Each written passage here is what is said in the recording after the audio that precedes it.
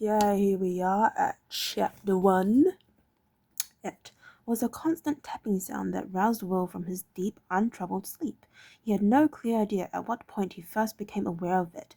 It seemed to slide unobtrusively into his sleeping mind, uh, magnified and amplified inside his subconscious until it crossed over into the conscious world and he realized he was awake and wondering what it might be. Tap, tap, tap. It was still there, but not so loud now that he was awake and aware of other sounds in the small cabin. From the corners behind a small curtain of sacking that gave her a modicum of privacy, he could hear Evelyn's even breathing. Obviously the tapping hadn't woken her. There was a muted crack from the heaped coals in the fireplace at the end of the room, and as he became more fully awake, he heard them settle with a slight rushing sound. Tap, tap, tap.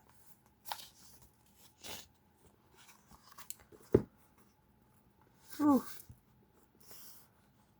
It seemed to come from close to him. He stretched and yawned, sitting up on the rough couch he'd fashioned from wood and canvas. He shook his head to clear it, and for a moment the sound was obscured. Then it was back once more, and he realized it was coming from outside the window. The oilcloth panes were translucent. They would emit the grey light of the pre-dawn, but he couldn't see anything more than a blur through them. He knelt on the couch and unlatched the frame, pushing it up and craning his head through the opening to study the small porch of the cabin.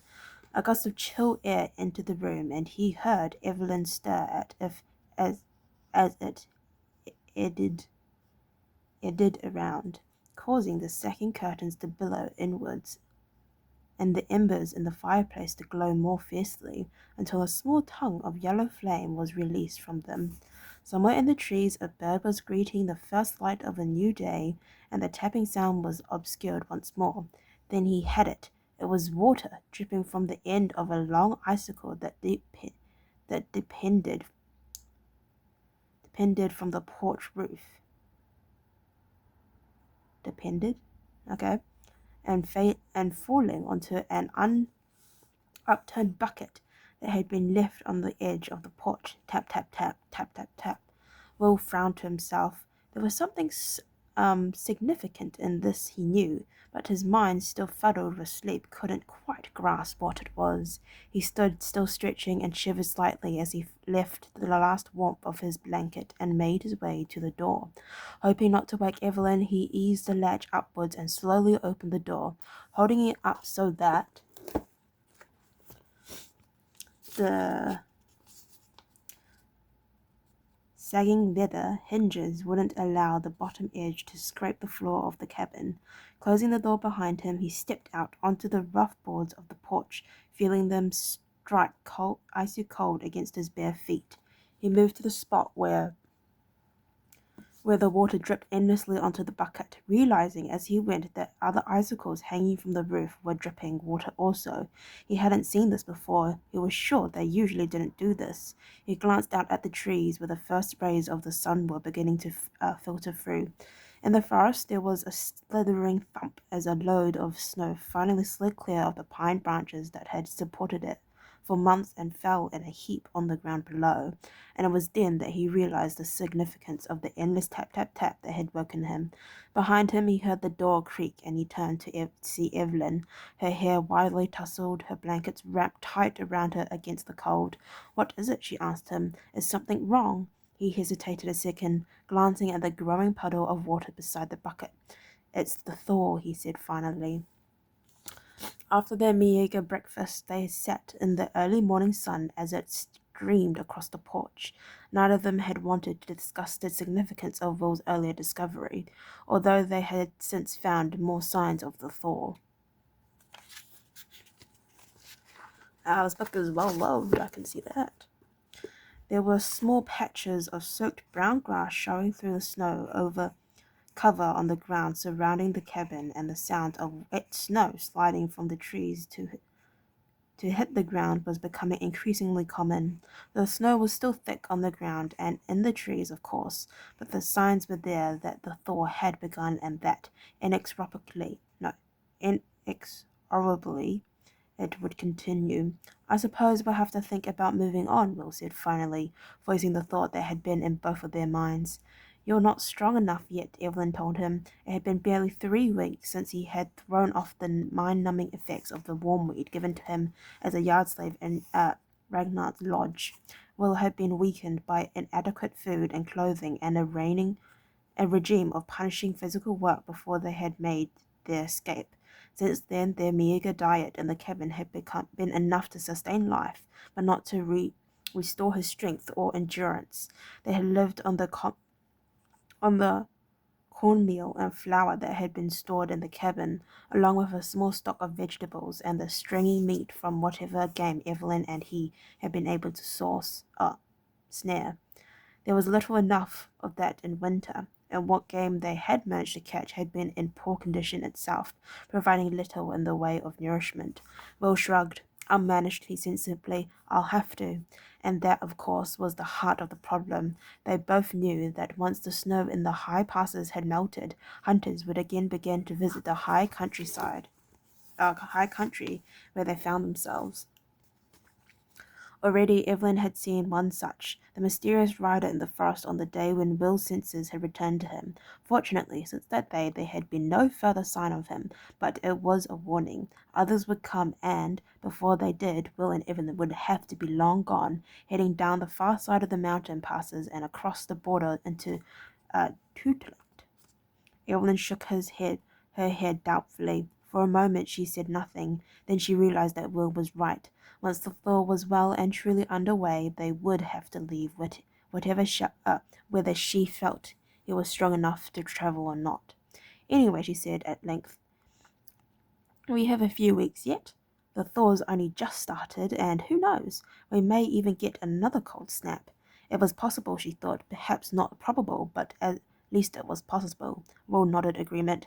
There's always that, he said. The silence fell over them once more like a blanket. Abruptly, Evelyn stood, dusting off her breeches. I'll go and check the snare, she said, and when Will began to rise to accompany her, she stopped him. You stay here, she said gently. From now on, you're going to have to conserve your strength as much as possible. Will hesitated, then nodded. He recognized that she was right. She collected the Hessian sack that they used as a game bag and slung it over her shoulders. Then, with a small smile in his direction, the girl headed off into the trees.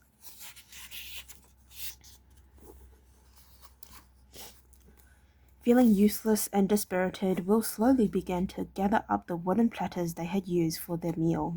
All he was good for, he thought bitterly, was washing up.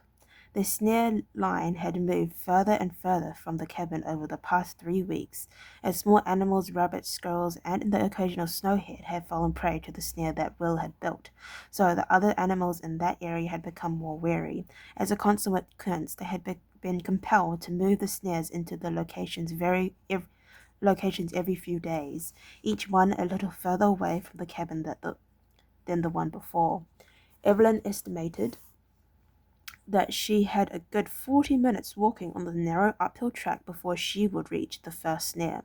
Of course, if she'd been able to move straight to it, the walk would have been considerably shorter, but the track would wound and wandered through the trees, more than doubling the distance she had to cover.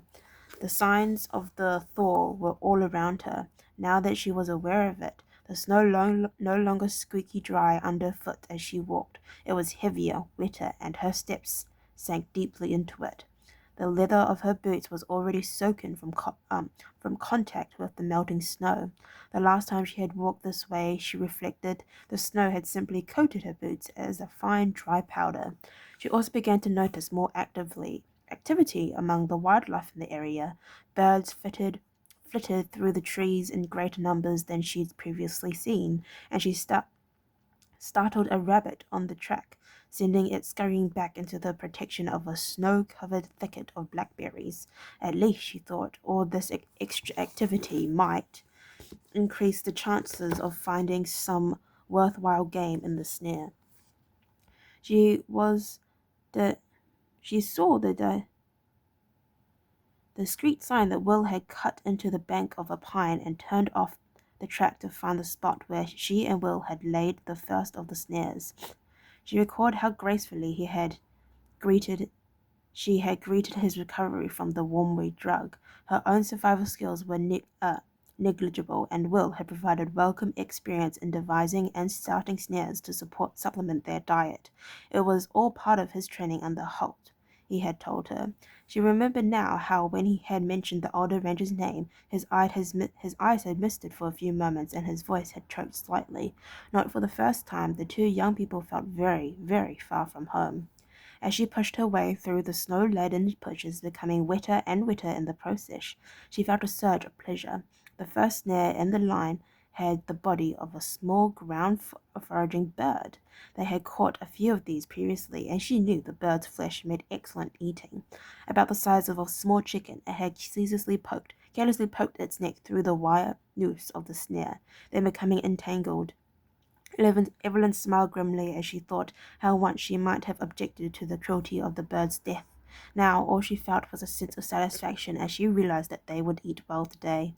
Amazing how an empty belly could change your perspective, she thought, removing the noose from the bird's neck and stuffing the small carcass in her makeshift game bag. She reset the snare, sprinkling a few seeds of corn on the ground beyond it, then rose to her feet, frowning in annoyance as she realized that the melting snow had left 2 wet patches on her knees as she'd crouched. She sensed rather than heard the movement in the trees behind her and began to turn. Before she could move, she felt an iron grip around her throat, and as she gasped in fright, a fair-gloved hand smelling vilely of smoke, scent, sweat and dirt clapped over her mouth and nose, cutting off her cry for help. Ooh, doesn't sound very good now, does it? Okay, well, I'd like to thank you for listening to read up to chapter 1. If you'd like to listen to me read chapter 2, then please stay posted, and hopefully I'll see you next time. Bye-bye.